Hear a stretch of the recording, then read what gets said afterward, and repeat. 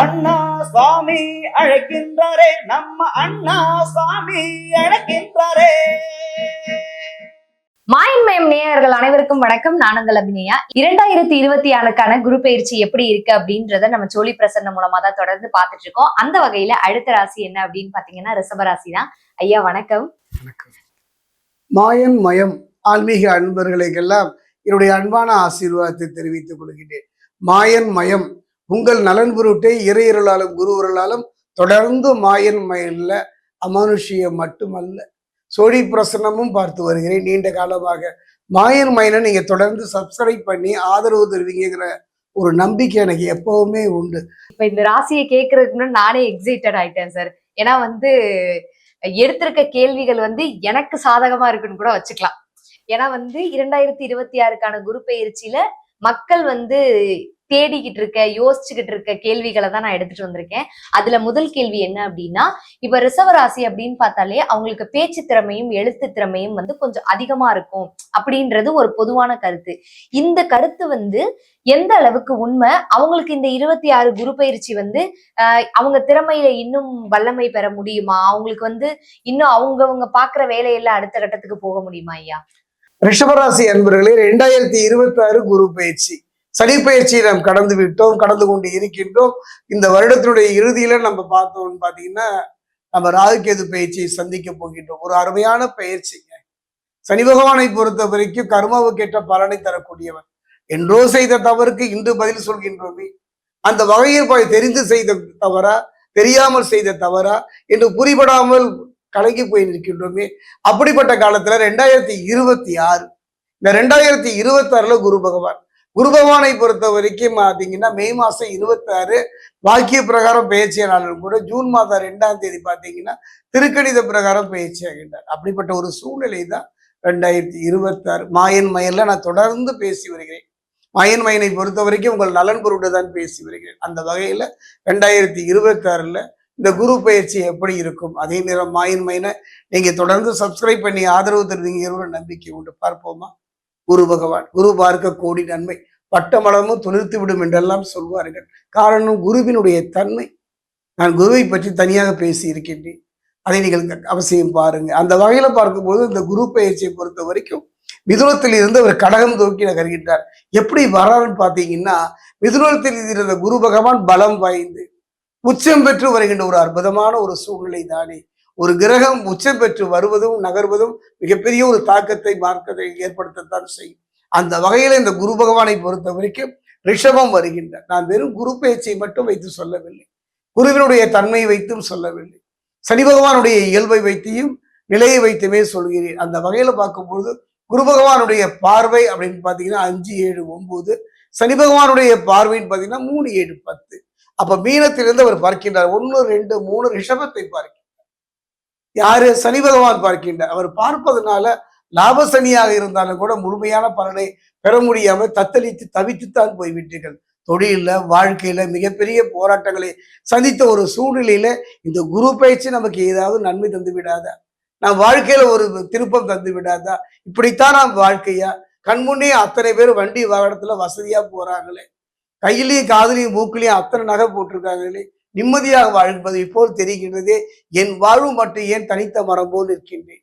என் கனவுகள் இப்படியே கலைந்து போய்விடுமா என்றெல்லாம் கலங்கித்தானே போகின்றீர்கள். அதற்கு ஒரு அருமையான சந்தர்ப்பம்.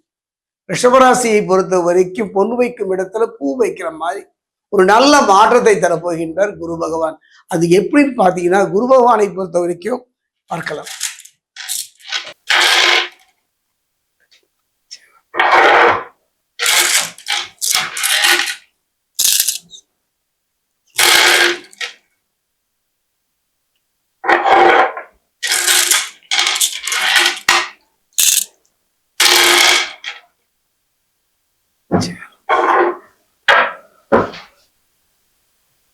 ரிஷபராசி அன்பர்களே, ஒரு அருமையான சந்தர்ப்பம் தான் என்று சொல்கின்றேன். இந்த ரிஷபத்தில் பொறுத்த விட ஆணை விட பெண் ஒரு பங்கு போராடுகின்ற குணமுடையவர்கள். எதையும் எழுப்பதை விட தயங்க மாட்டார்கள். என் வாழ்க்கையில நான் வெற்றி மட்டும்தான் என் கண்முன் தெரிகின்றது.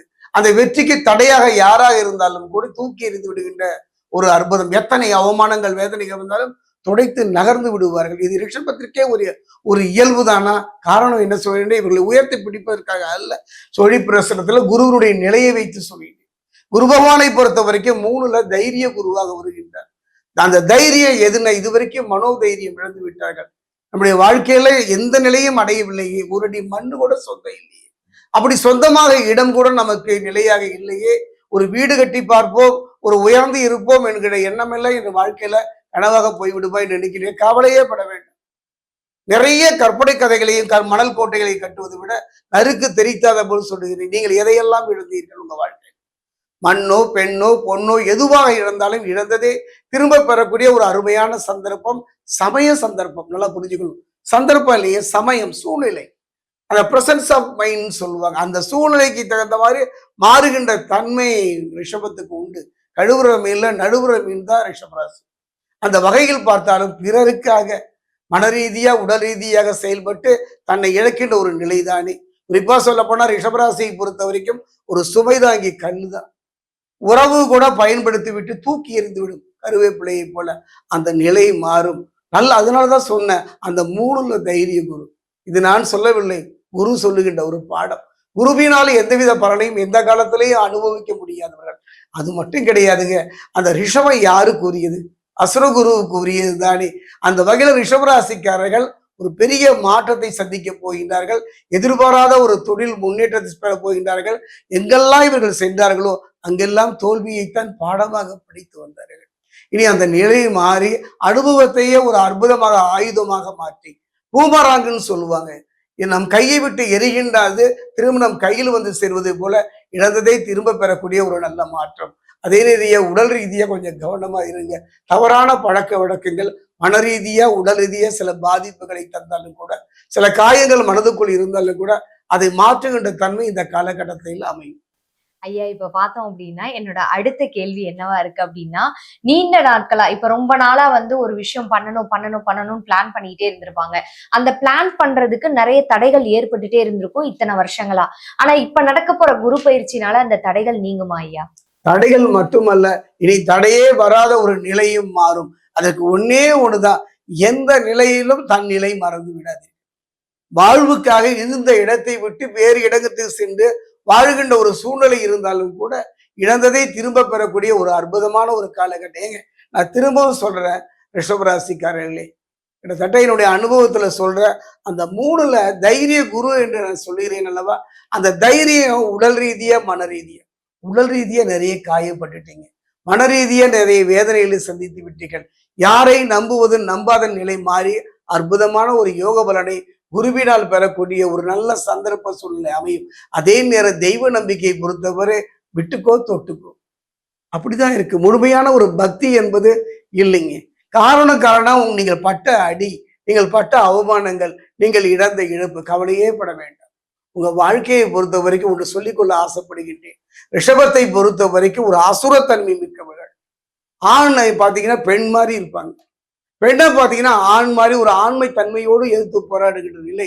நீங்கள் செய்ய வேண்டியது ஒன்னே வேண்டுதான், அந்த 3ல குரு பகவான் வந்தா நீங்க ஒரு உக்கிரமான ஒரு மூர்த்தி, ஒரு உக்கிரமான ஒரு தெய்வத்தை வழிபாடு செய்யுங்கள். முடிந்தால் பத்ரகாளி வழிபாடு, கருப்பண்ணசாமி வழிபாடு, திருத்தணி பாதசனீஸ்வரர் ஆலயத்தில் இருக்கக்கூடிய பிரத்திகரா தேவியின் ஆலயம் சென்று 21 எலுமிச்சம்பழம் மாலை கோர்த்து அணிவித்துத்தான் பாருங்களேன். மிகப்பெரிய திருப்பத்தை தொழில வாழ்க்கையில சந்திப்பீர்கள். ஐயா, இப்ப என்னோட அடுத்த கேள்வி என்ன அப்படின்னா, இந்த ரிஷபராசிக்கு வந்து இந்த அவங்களோட சிப்ளிங்ஸ், இப்ப சகோதரர்கள் இல்லைன்னா வந்து சகோதரிகள் இந்த மாதிரி இருப்பாங்கல்ல, அவங்களுக்குள்ளான உறவு வந்து எப்பயுமே பாத்தீங்கன்னா ஒரு மாதிரி நல்லா இருக்கும், ஆனா நல்லா இருக்காது. ஏதோ ஒரு மனக்கசப்பு சண்டைகள் தொடர்ந்து வந்துகிட்டே இருக்கும். நான் நல்லா இல்ல, அவங்க நல்லா இருக்காங்க அப்படின்ற ஒரு பொறாமை போட்டி தொடர்ந்து நிலவிக்கிட்டே இருக்கும். இந்த குரு பயிற்சிக்கு அப்புறம் அது மாறுமா ஐயா? 2026 குரு, நான் முன்னாடியே சொன்னேன் அல்லவா, ரிஷபராசியை பொறுத்த வரைக்கும் சொல்வது கசப்பாக இருந்தாலும் ஏற்றுக்கொள்ளத்தான் வேண்டும். காரணம் உறவு என்பது உங்களை பொறுத்தவரை எதிரி தான். உங்களால ஏதாவது பலன் கிடைக்குமா என்றுதான் பார்ப்பார்கள். உங்களால பலன் கிடைக்கலைன்னா நகர்ந்து விடுவார்கள். அந்த வகையில் பார்க்கும் பொழுது உறவு வேண்டும், ஆனா உறவே நம் வாழ்க்கையாகி விடுமா என்றால் அல்ல. அந்த வகையில ரிஷபராசியை பொறுத்த வரைக்கும் தனித்து இருப்பது, உறவோடு ஒட்டி உறவாடுவதை விட தனித்து போராடி வெற்றி பெற்று விட்டாலே போதும். ஓகே ஐயா. சோ அடுத்து நீங்க வந்து என்னதான் சோழி பிரசனத்துல இது கிடையாது, நான் நம்ப மாட்டேன் அப்படின்னு சொன்னாலும் நான் கேட்பேன். ஏன்னா வந்து பாக்குற மக்கள் வந்து ஏதாச்சும் ஒண்ணு மனசுக்கு ஆறுதலா கிடைச்சிராதா அப்படின்னு நினைப்பாங்க இல்லையா? அந்த மாதிரி தான் இப்ப வந்து நான் தான் உங்களோட ஆடியன்ஸ். ஏன்னா வந்து என்னோட ராசி ரிஷபம் தான். நான் உங்ககிட்ட ஆல்ரெடி சொல்லியிருக்கேன். இப்ப வந்து பரிகாரம் அப்படின்னு பார்த்தோம் அப்படின்னா நிறைய விதமான பரிகாரங்கள் இருக்கு. அதுல உணவு கொடுக்கறதும் ஒரு வித பரிகாரம் தான். இப்ப எந்த மாதிரியான ஒரு பறவைக்கு உணவு கொடுத்தாங்கன்னா இவங்களோட கரும பலன் குறையறதுக்கு வழி இருக்கு ஐயா? என்னுடைய ஜோதிட அனுபவத்துல உயிரினங்களுக்கு உணவு தருவது இது ஒரு விதிதானே. ஆனா ஒரு வித்தியாசமான முறையில பறவைகளை தேர்ந்தெடுத்தீர்கள். அதாவது விலங்குகள்ல ஊர்வன, நடப்பன, பரப்பன, இதுதான். அந்த வகையில் பார்க்கும்போது உங்களுடைய மனோநிலை பரப்பன என்ற ஒரு நிலையில் இருக்கும்போது நீங்கள் செல்வத்தை அடைய வேண்டுமா, பொருளாதாரத்தில் முன்னேற்றத்தை நோக்கி நகர வேண்டுமா, ஒரு நல்ல மாற்றம் ஏற்பட வேண்டுமானால் நமக்கெல்லாம் தெரியும் கிளிக்கு உணவளித்து வாங்க. கிளி இருக்கு பார்த்தீங்கன்னா, கிளி பொறுத்த வரைக்கும் வெறும் உயிரினம் என்று பறவை என்று நகர்ந்து விடார்கள். மதுரை மீனாட்சியின் திருக்கரத்தில் இருப்பதும் கிளிதான். அருணகிரிநாதர் கிளியாக மாறி இன்னும் உழுவதைத்தான் பார்க்கின்றோம். திருமீஞ்சூர் என்று ஒரு அற்புதமான ஆலயம். அந்த ஆலயத்தில் பரிகாரம் தேடி நின்று நிற்பவர்களெல்லாம் துர்க்கையின் கையிலிருந்து பறந்த கிளி திரும்ப அந்த கொடிக்கம்பத்தில் நிற்பது நல்ல பலனை தரும் ஒரு நம்பிக்கை தான். அந்த ஆண்டாளின் திருக்கரத்தில் இருப்பதும் கிளிதானே. கிளிக்கு உணவளித்துத்தான் பாருங்களேன். நல்ல ஒரு மாற்றம், ஒரு நல்ல ஒரு முன்னேற்றம், ஒரு திருமண யோகம், பிரிந்த கணவன் மனைவி ஒன்று சேர்வதால் அற்புதமான ஒரு வாழ்வு அமையும்.